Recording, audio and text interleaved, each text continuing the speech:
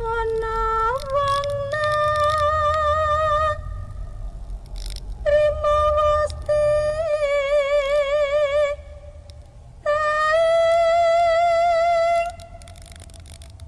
iwang pantati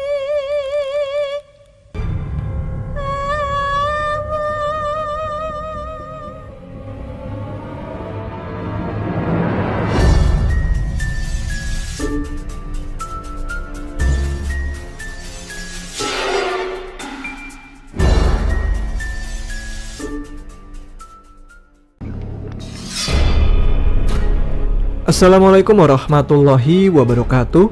Selamat malam. Jumpa lagi dengan saya Tama dalam Ada Apa Gerangan. Bagaimana kabar kalian? Semoga selalu diberikan kesehatan dan juga rezeki yang cukup. Oke, sebelum kita mulai episode kali ini, kita awali dulu dengan berdoa sesuai kepercayaan masing-masing agar terhindar dari gangguan ketika menyimak ataupun setelahnya. Berdoa, mulai.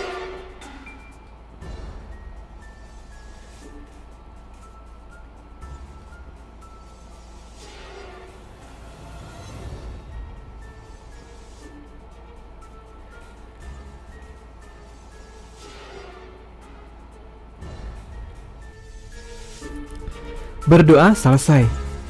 Kita akan melanjutkan cerita dari Mas Adit dan Mas Tian kemarin. Bagi yang belum menyimak part sebelumnya, linknya ada di deskripsi ya. Baik, teman-teman Ada Apa Gerangan, ceritanya mulai dari sini.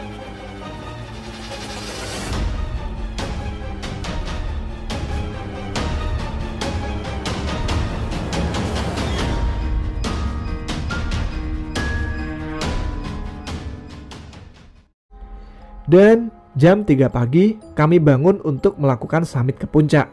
Hawa dingin menusuk badan kami, bahkan mungkin masuk hingga ke tulang rusuk. Dinginnya pagi kala itu tak menyurutkan kami untuk menggapai ke puncak. Mungkin sekitar setengah jam perjalanan, kami telah sampai di Gupak Menjangan. Kami lanjut berjalan tanpa melakukan istirahat dan sampailah kami di Pasar Dieng. Kami berhenti hanya menghabiskan sebatang rokok. Kami tak mau berlama-lama, karena udara pada saat itu sangat dingin, jadi untuk mencegah terjadinya hipo, kami pun lanjut jalan terus. Tidak beberapa jauh dari pos Pasar Dieng, kami dikagetkan dengan suasana keramaian. Banyak orang berkumpul, berlalu lalang, bahkan banyak pedagang. Segala macam logika gua terkalahkan melihat keadaan sekitar. Mana mungkin, di atas gunung gini banyak pedagang. Kami berangkat juga masih jam 3 pagi. Ini sih nggak mungkin, ini nggak wajar. Kita pasti sudah masuk ke alam lain. Hati gua berteriak. Tian yang menyadari akan kepanikan kami pun lantas meminta berhenti. Jangan pada panik, jangan mengundang perhatian penduduk sekitar. Semuanya tetap tenang, tetap berdoa, dalam hati dan pikiran jangan sampai kosong, ucap Tian. Kami pun mematuhi perintah Tian. Ada yang punya duit recehan? Tanya Tian. Ada nih, 2000. Jawab Desi sambil mengeluarkan uang kertas 2000-an. Maksudnya uang receh koin, ucap Tian lagi. Gua pun merogoh kantong dan untungnya ada selipan uang 200-an di kantong celana gua. Ini ada Yan, ucap gua. Makanya cari kerja biar di kantong ratusan ribu, jawab Tian mengambil uang receh itu sambil tertawa kecil. Gila sih lu Yan, suasana gini masih aja lu sempet-sempetnya ngebully gua, jawab gua. Tian yang melihat gua yang agak kesal cuman tersenyum seolah menahan tawanya. Gua yang memang agak sedikit kesal cuman bisa membatin. Yah, jatuh deh harga diri gua di depan kedua cewek ini. Kami lantas berjalan mengelilingi suasana keramaian itu. Kami berhenti tepat pada salah satu pedagang buah-buahan yang agak sepi. Dan hanya terdapat satu nenek-nenek yang sedang memilih buah-buahan itu. Dengan berbahasa Jawa, Tian bertanya kepada nenek tersebut. Tapi langsung gua translate ke bahasa Indonesia aja ya. Dan sedikit info, meskipun kami tinggal di Jawa Barat, tapi bahasa sehari-hari di kampung kami memakai bahasa Jawa ya. Jadi kami menguasai 3 bahasa, Jawa, Sunda, dan tentunya Indonesia. Oke, lanjut. Mau beli apa, Mbah? Tanya Tian ke nenek tersebut. Ini, mau beli buah. Cucu Mbah lagi sakit, jawab nenek itu. Lalu seorang perempuan sebaya datang menghampiri kami dan gua ketahui itu merupakan penjualnya. Mau beli apa, Mas? Tanya penjual tersebut. Ini, mau beli buah yang sama kayak Mbah ini. Tolong pilihin yang bagus-bagus ya, jawab Tian lagi. Akhirnya penjual itu memilihkan beberapa buah yang dipesan Tian. Mbak, aku bayar pakai uang ini aja ya, ucap Tian lagi. Waduh Mas, aku lagi sepi, gak ada kembaliannya, jawab penjual buah. Udah, kembaliannya buat Mbak aja.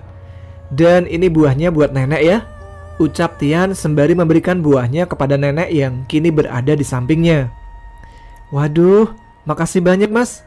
Dengan sekeping uang perak ini aku bisa menambah tengah dari jualanku ini, ucap penjual itu sambil kegirangan. Akhirnya kami pamit pergi dan penjual itu tak henti-hentinya mengucapkan terima kasih kepada kami.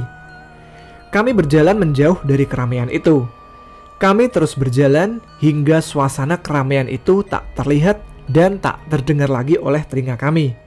Dan tanpa kami sadari, akhirnya kami sampai di Hargodalam.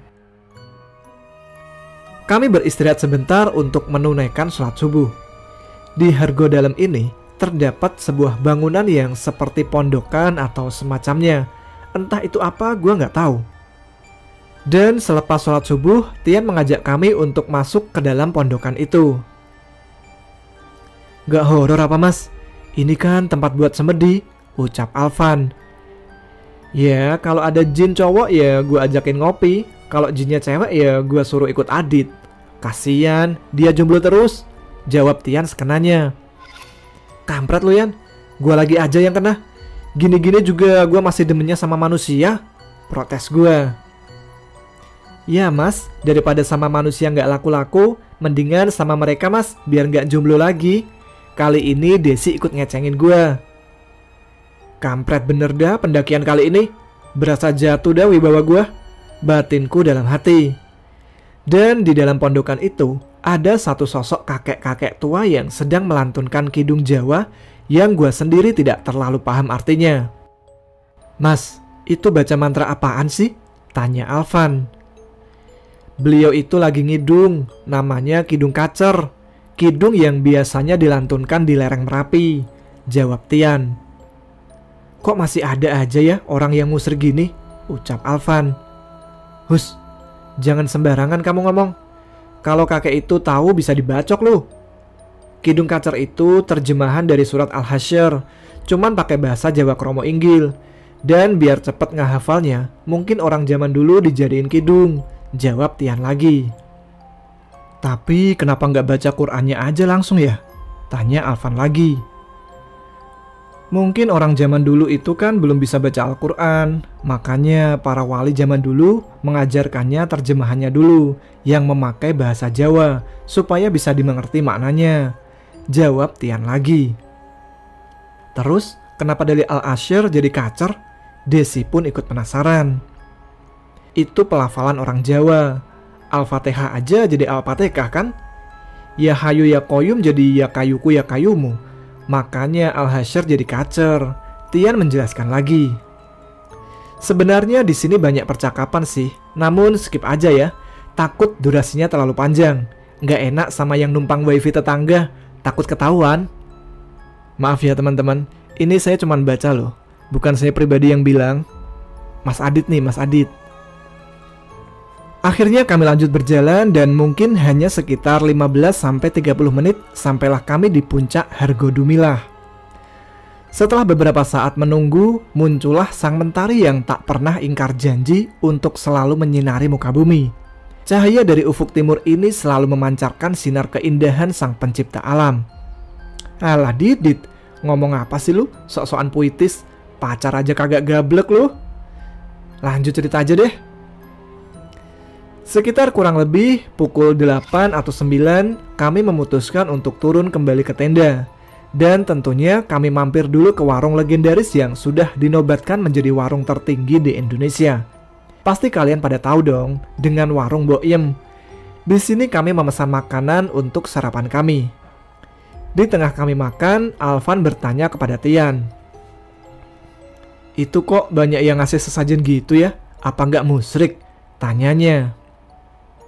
Ah, mungkin mereka mau ngasih makan binatang liar kali. Kan sedekah itu bukan hanya ke manusia, ke sesama makhluk Tuhan juga bisa. Binatang kan juga makhluk Tuhan, jawab Tian. Ngasih makan gimana?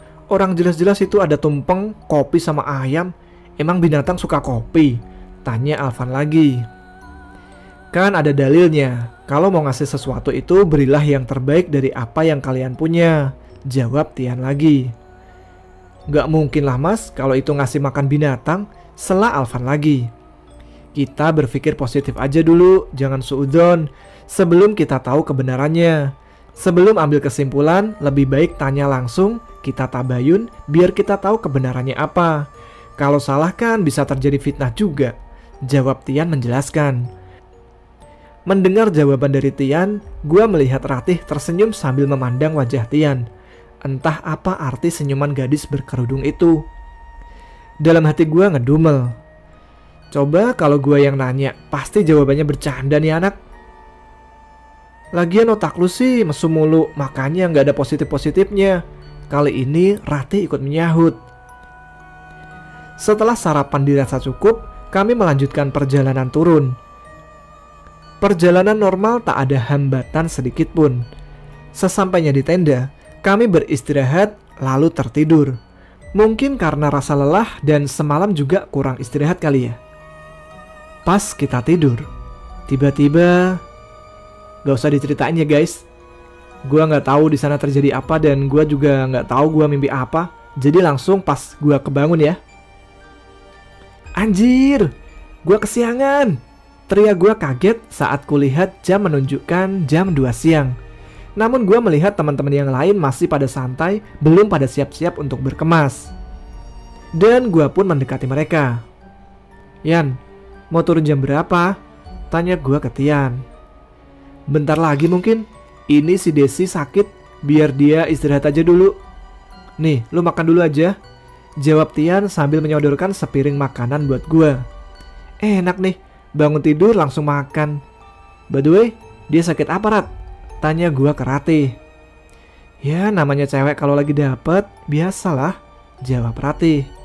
Gua pun manggut-manggut, pura-pura mengerti biar nggak kelihatan bego-bego amat di depan dia. Carrier dan lain sebagainya udah gue beresin semua. Ntar kalau Desi udah mendingan kita buruan turun, ucap Tian ke gue. Wah, ini baru sahabat kandungan gue. Gak cuman comblangin gue sama kuntilanak. Harusnya ya begini nih, ucap gue. Gue dan Tian memang usianya tidak terpaut jauh, hanya berselang beberapa hari saja. Jadi nyokap kita itu mengandungnya bebarengan. Makanya kita sering bilang bukan hanya sahabatan dari lahir, tapi sahabatan dari masa kandungan. Mungkin kalau Tian sering didengerin lagu-lagu nasyid atau murotal sama nyokapnya, sehingga bisa kayak gini, sementara gua kayaknya lebih didengerin lagu dangdut koplo, sehingga hasilnya ya kayak gini juga. Tapi kalau Desi sakit, kenapa nggak besok lagi aja turunnya? Kasian tahu, lagian logistik kita masih banyak kan? Sambung gua lagi.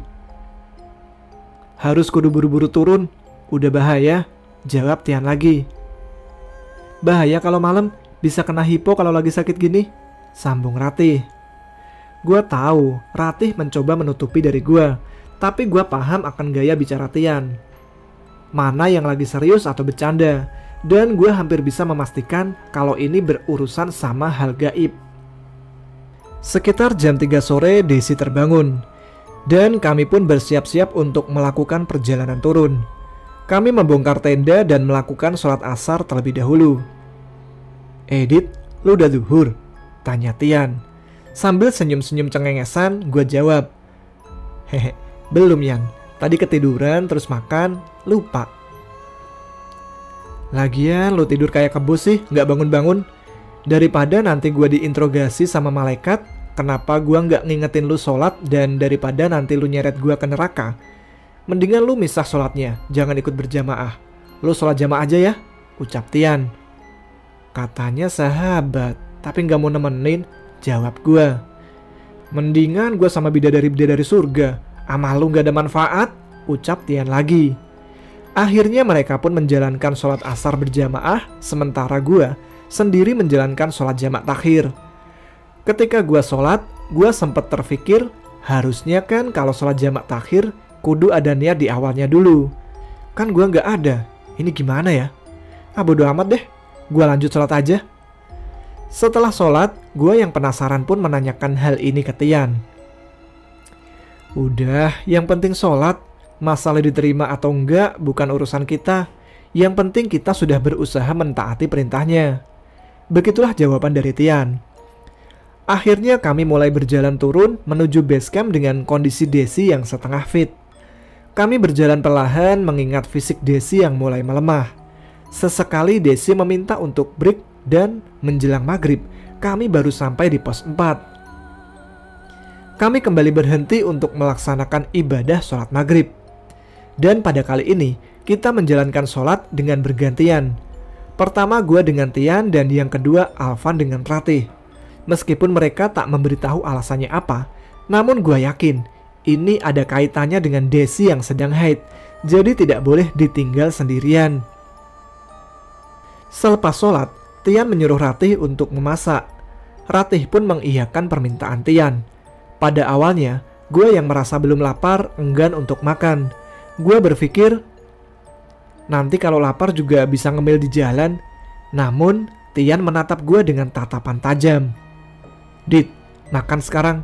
Gak bakal ada waktu buat ngemil-ngemil di tengah jalan, ucap Tian dengan mimik muka yang serius. Gue yang paham akan karakter Tian, akhirnya menuruti perintahnya itu. Meskipun belum merasa lapar, namun gue mencoba makan sampai habis. Selepas melaksanakan sholat isya, yang tentunya bergantian lagi, kami melanjutkan perjalanan kembali. Masih dengan perlahan-lahan, kami menuruni trek dengan hati-hati. Gua yang berada pada barisan paling belakang dapat melihat jelas gestur Tian yang merasa was-was. Bahkan, dia seperti mengawasi sesuatu dengan tengok-tengok ke kanan dan ke kiri, bahkan ke belakang barisan. Suasana pada saat itu sunyi, tidak ada obrolan apapun yang keluar dari mulut kami. Jujur, hanya ada satu hal sih yang bikin gue takut pada saat itu. Gue takut kalau dihadang sama Mr. Pocicau. Karena tahu sendirilah, Tian takut sama itu. Di tengah kami berjalan, kami dikejutkan dengan sosok merah yang ingin menyambar kami. Dengan refleks, kami semua menunduk. Kami semua menoleh ke sana kemari. Namun sepertinya sosok itu sudah tidak ada. Kami pun kembali melanjutkan perjalanan. Namun kali ini formasinya berubah. Ratih sebagai leader disusul Desi, Alvan, gua dan Tian sebagai sweeper. Entah mengapa Tian merubah formasi menjadi seperti ini. Namun gue yakin Tian pasti ingin melakukan hal yang terbaik. Setelah beberapa lama, akhirnya sampailah kami di pos 3. Tian menyarankan agar untuk terus lanjut. Namun sepertinya Desi sudah mulai merasa kelelahan dan meminta untuk beristirahat sebentar. Sebatang dua batang rokok kami habiskan. Setelah itu, kami pun melanjutkan perjalanan kembali. Trek turunan curam masih menemani perjalanan kami. Dan di tengah perjalanan, kembali kami mengalami kejadian serupa. Dan kali ini, hampir saja Desi terkena sambaran dari sosok merah itu. Jika saja Ratih tidak cepat menarik tangan Desi yang membuatnya terjatuh, entah apa yang bakal gua tulisin di sini selanjutnya. Desi pun menangis ketakutan, dan kembali Ratih memeluk Desi mencoba untuk menenangkannya. Des, tenang Des, jangan takut, jangan panik. Yuk, kamu kuat. Kalau kamu seperti ini terus, nanti malah menambah masalah. Ayo, kamu kuat Des, ucap Ratih menenangkan Desi. Dan setelah semuanya tenang, sebelum lanjut berjalan, Tian bertanya kepada Desi. Des, maaf, kalau boleh tahu, pembalut bekasnya kamu simpan di mana? Tanya Tian.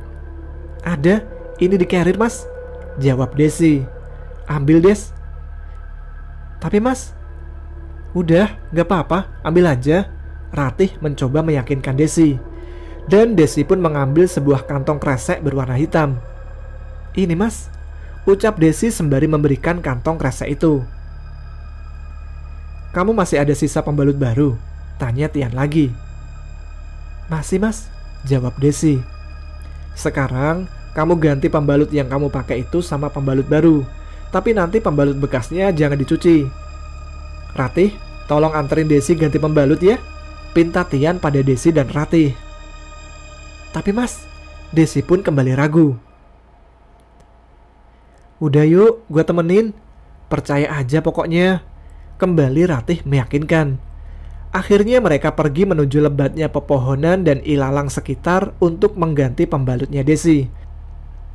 Selagi Desi menunaikan tugasnya, Alvan bertanya kepada Tian. Emang buat apa mas? Tanya Alvan. Ah, kepo lu, mau tahu aja. Kali ini gue yang nyamber menjawab pertanyaan dia. Memang gue gak merasa aneh dengan tingkah dia atau permintaan dia yang kadang di luar logika kita sebagai manusia. Terkadang permintaannya itu tak masuk di akal. Sebagai contoh salah satunya, pernah ada yang kesurupan dan dia meminta sandal ibunya yang sebelah kanan. Dan hanya dengan menepukkan sandal itu 3 kali ke yang kesurupan itu, langsung dia sadar. Nah, hal ini juga yang membuat gue yakin pasti ada satu tujuan baik yang ingin dilakukan oleh Tian. Meskipun menurut gue caranya itu gak masuk di akal. Tidak berselang lama, mereka pun kembali sambil menyerahkan pembalut bekas yang dipakai Desi. Aduh, bu ya diplastikin kek, malah ditenteng gitu. Masukin aja sama yang bekas tadi, protes Tian. Setelah memasukkan pembalut yang bekas pakai tadi, lalu Tian mengambil satu kantong kresek lagi sisa dari bungkus snack, dan Tian membagi menjadi 2 kantong dan meminta supaya satu kantong kresek dibawa oleh Ratih dan satunya dibawa oleh dia sendiri. Kami pun lanjut berjalan lagi dan formasi kembali berubah. Ratih sebagai leader, disusul Alvan, Desi di tengah, lalu gua dan Tian sebagai sweeper. Kami berjalan dengan penuh kewaspadaan, mengamati sekitar, takut hal serupa akan terjadi lagi. Baru sekitar 5 meter kami berjalan, terdengar riuh suara di sekitar kami, seperti ada suara keramaian. Abaikan suara itu, tetap fokus, jangan dengar, apalagi sampai ngikutin suara itu. Tian berteriak mengingatkan kami. Kami lanjut terus berjalan, ditemani suara-suara keramaian itu. Bahkan sampai kami memasukkan kawasan pos 2, suara itu masih belum hilang. Gue yang berharap bertemu pendaki lain di pos 2, ternyata zong. Di sini tak ada orang satupun. Di pos 2 ini, kami tak berhenti. Kami terus berjalan supaya cepat sampai ke base camp. Setelah melewati pos 2, suara-suara itu perlahan menghilang. Kami terus melanjutkan perjalanan menuju pos 1 dengan perasaan yang agak sedikit lega. Namun, itu hanya sesaat. Sampai pada saat datang cahaya merah dari arah belakang menerangi kami. Kami semua menoleh ke belakang dan dikagetkan dengan adanya bola api yang mungkin besarnya 2 kali ukuran kepala orang dewasa. Ratih yang berada paling depan pun bergegas mendekati ke Tian yang berada paling belakang. Seketika Tian berteriak dan dengan sedikit agak kasar mendorong Ratih. Lari! Cepat lari! Kami tak tahu apa yang harus kami lakukan. Namun Tian tetap berteriak-teriak meminta kami untuk berlari turun. Dengan spontan kami pun memutuskan untuk berlari turun. Gua sempat menoleh ke arah belakang, memastikan keadaan Tian. Lari! Tunggu gue di base camp! Cepat turun! Teriak Tian. Kami pun terus berlari. Dan terbersit dalam pikiran. Teman gue lagi dalam kesulitan dan gue tinggalin. Betapa bodohnya gue. Mungkin sekitar 30 atau 40 meter gue berhenti mendadak. Yang sontak membuat Ratih yang berada di belakang gue menabrak badan gue. Ayo buruan lari! Teriak Ratih. Teman gue masih di atas. Gue mau balik lagi. Gue pun menjawab dengan nafas kos-kosan. Itu Banaspati, bahaya. Lu bisa mati di atas. Jawab Ratih membentak gue. Lebih baik gue mati bareng teman gue daripada gue jadi pecundang yang ninggalin temennya sendiri lagi dalam bahaya. Kali ini gue membentak Ratih lebih keras. Gue pun kembali berlari berbalik arah menuju ke atas lagi. "Tunggu, gue ikut!" teriak Ratih. Akhirnya kami berdua kembali ke lokasi di mana Tian berada. Sesampainya kami di sana, gue melihat bola api itu seperti mempunyai kilatan-kilatan yang tak beraturan, yang sepertinya hendak menyerang Tian. Gue melihat Tian menyilangkan kedua tangannya di depan dadanya. Sepertinya sih sedang menangkis serangan itu. Ratih lalu berlari mendekati Tian dan dia mengarahkan telapak tangannya ke arah bola api itu. Seru bro, seperti nonton film-film di Indosiar. Tapi ini live, tayangan langsung dengan mata kepala gue sendiri. Tapi sayang, ekspektasi gue salah. Bola apinya nggak berubah jadi hewan yang bisa terbang kayak di film-film. Cuman gitu-gitu aja sih. Gue pengen banget buat bantu mereka. Tapi gue bisa apa? Bacaan sholat aja bolak-balik, Anas sama Al-Ikhlas, gak pernah berubah-berubah. Sampai pada saat Tian menunjuk bola api itu dengan telunjuknya sambil berteriak, "Allahu Akbar!" Bola api itu meledak. Suara dentuman dan percikan-percikan seperti kembang api pun terlihat oleh mata kepala gue sendiri. Dan bau gosong pun tercium. Mereka berdua jatuh terduduk dan ngos-ngosan. Udah merasa aman, gua pun mendekati mereka. "Ya si anak bego, udah tahu bahaya malah kemari," ucap Tian sembari tangannya menyanggah badannya yang agak condong ke belakang. "Ya seenggaknya kalau lu mati gua bisa nyembunyiin jasad lu dulu sebelum gua manggil ranger. Biar jasad lu gak dimakan binatang liar, Yan," ucap gua sambil tertawa. "Temen ngehe, gak ada gunanya lu," ucap Tian lagi. "Berguna lah, bisa bawa jasad lu balik. Daripada dimakan binatang buas, gak ada kuburannya. Ntar kalau gua kangen ke lu, gak bisa nyekar," jawab gua sekenanya. "Makasih banget ya mas," ucap Ratih sambil menatap Tian dengan mata yang berkaca-kaca. Dan mulai menitikkan air matanya. Ya, mulai nih drama sinetronnya. "Jangan jadiin gua setan di sini, please," ucap gua memotong pembicaraan mereka. Kita semua pun tertawa seperti baru saja lepas dari belenggu. Desi?" tanya Tian. "Astagfirullah, gua lupa," ucap Ratih. "Ayo buru susul," ajak Tian. Akhirnya kami semua berlari turun untuk menyusul Desi dan Alvan. Kami berlari dengan sekuat tenaga yang kami punya hingga kami sampai di pos 1. Dan terlihat mereka sedang terduduk di pinggir jalur. Dan gue lihat ada seekor burung seperti burung jalak berwarna kuning keputihan. "Matur suwun nggih, pun ngancani," ucap Tian sambil memandang burung itu. Atau kalau saya translatekan, "Terima kasih ya sudah menemani." "Ngomong sama siapa lu Yan?" tanya gue. "Sama burung lah, dia udah nemenin mereka kok. Kan burung juga makhluk Tuhan. Gak ada salahnya kita ngucapin terima kasih ke mereka," jawab Tian. Wah, kumat lagi nih keanehannya, batin gua menjawab. "Ayo lanjut turun," ajak Tian. "Gak istirahat dulu mas?" tanya Desi. "Ntar aja sekalian di base camp," jawab Tian lagi. Kami pun lanjut turun dan burung itu seolah terbang terus mengikuti kami. Dan menurut Alvan juga Desi, burung itu terus mengikutinya semenjak mereka berlari tadi. Ketika memasuki kawasan Candi Ketek, burung itu terbang menjauh dan hilang entah kemana. Kami masih lanjut berjalan hingga sampai di base camp. Setelah melapor ke pihak base camp, kami memasak untuk mengisi perut kami, yang sedari tadi telah habis karena perjalanan yang sangat menguras energi. Di tengah makan, Alvan bertanya kepada Tian, "Mas, tadi maksudnya ngambil pembalut bekas Desi itu kenapa ya?" "Penasaran gua mas," tanya Alvan. Gini, kuntilanak merah itu lumayan cukup rese dan kuat. Kalau bisa dihindari saja. Terus maksud gua tadi nenteng pembalut Desi itu buat mancing makhluk-makhluk sekitar yang tidak terlalu kuat. Terus kenapa gua bagi dua ya? Biar mereka mengelilingi kita aja. "Terus kuntilanak yang merah tadi kemana mas?" tanya Alvan lagi. "Ibaratnya gini, Seorang preman kuat pun akan berpikir ulang untuk melakukan kejahatan kalau ada banyak penduduk di sekitarnya, meskipun penduduknya itu lemah. Paham kan maksudnya? Ucap Tian. Oh iya, paham mas, jawab Alvan.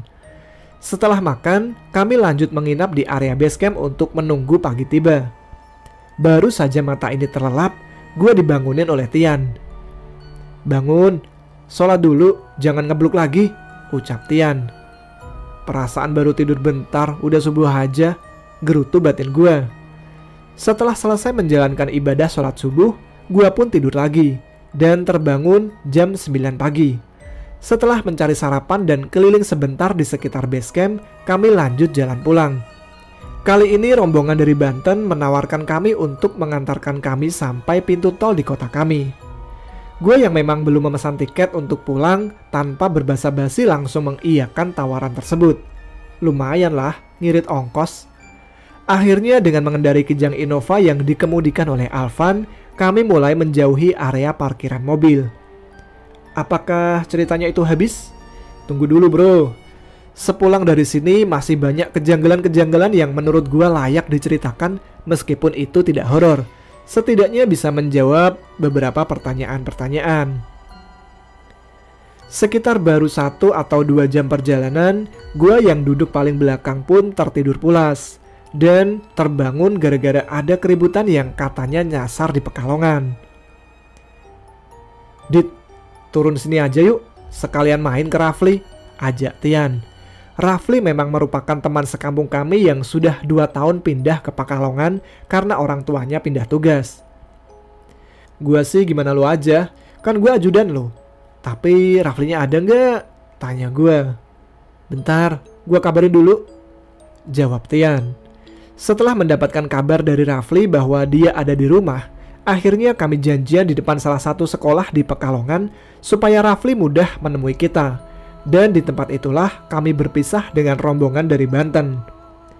Setelah bertemu dengan Rafli, lalu kami diajak ke rumahnya. Bro, ntar malam gue ada pengajian di salah satu ulama besar yang ada di sini. Lu mau ikut apa lu mau istirahat aja? Tapi berangkatnya sore sih, tanya Rafli ke kita berdua. Ikut aja lah, mumpung di sini. Toh kita udah istirahat di mobil, jawab Tian. Tapi pakaiannya masa kayak mau mendaki gini Yan? Udah, beli aja yuk. Mumpung masih siang. Masa mau ketemu pacar pakai baju rapi, ketemu ulama asal-asalan aja? Gua pun mengokehkan ajakan Tian. Lumayan lah baju gratis. Setelah berbelanja pakaian dan kami pun berangkat ke sana. Sesampainya di sana, memang sudah banyak berkumpul para jamaah. Maklumlah, ulama besar di Indonesia, bahkan salah satu tokoh di dunia. Jadi maklum kalau jamaahnya banyak. Dan selepas sholat berjamaah, sosok ulama karismatik itu pun muncul. Sejumlah jamaah berebut hendak bersalaman dengan beliau untuk mencari barokah. Tak terkecuali dengan gua, Tian dan Rafli. Dan alhamdulillah, suatu kebanggaan tersendiri, gua dapat mencium tangan dari keturunan Rasulullah, manusia tersuci yang pernah tercipta. Namun di sini, gua merasa kaget ketika Tian mencium tangan beliau. Setelah Tian mencium tangan beliau memegang bahu Tian sambil berkata, "Udah lama ditunggu baru kesini, baru nongol. Jangan lama-lama nakalnya. Ayo cepetan pulang," kata beliau sambil tersenyum yang membuat hati kita merasa tentram. Sumpah bro, lihat senyum beliau itu hati jadi plong, berasa gak punya beban hidup.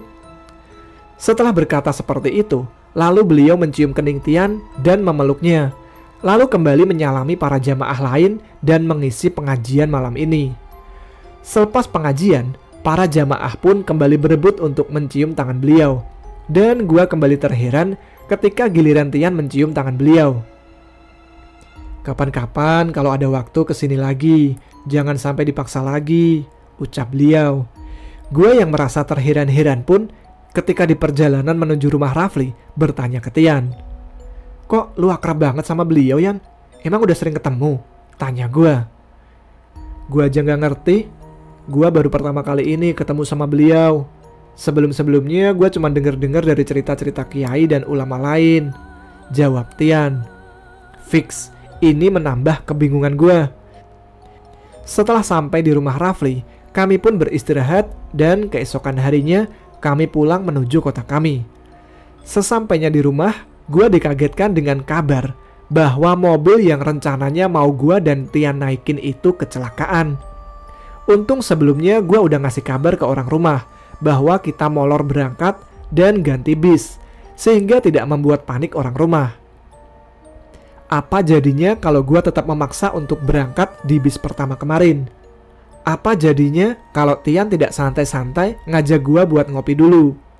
Mungkin tidak akan ada cerita ini. Ada satu pertanyaan yang mengganjal di hati gue. Apakah ada kaitannya dengan ucapan Tian? Kalau peka itu memang penting, sementara melihat hantu itu tidak penting. Mungkin sahabat Ada Apa Gerangan ada yang tahu jawabannya? Silahkan komen di bawah ya. Oke Mas Tama, sekian dulu cerita dari gue. Karena sekarang posisi gue udah kerja. Mungkin di lain kesempatan bakal gue tulis lagi pengalaman gue sama Tian. Baik itu terungkapnya sosok Ratih ini, atau yang terbaru ada konten kreator yang terkapar di gunung, atau ya tergantung gimana moodnya aja nanti ya. Oh iya, buat Mas Tama dan sahabat Ada Apa Gerangan, gue tertitip salam buat kalian dari Tian yang saat ini sedang bareng gue. Dia lagi mudik karena mau nyekar ke almarhum ibunya. Maklumlah, mau bulan puasa. Kata dia jangan lupa pesan ibu untuk mematuhi protokol kesehatan ya. Semoga wabah ini cepat berlalu. Amin. Wassalamualaikum warahmatullahi wabarakatuh.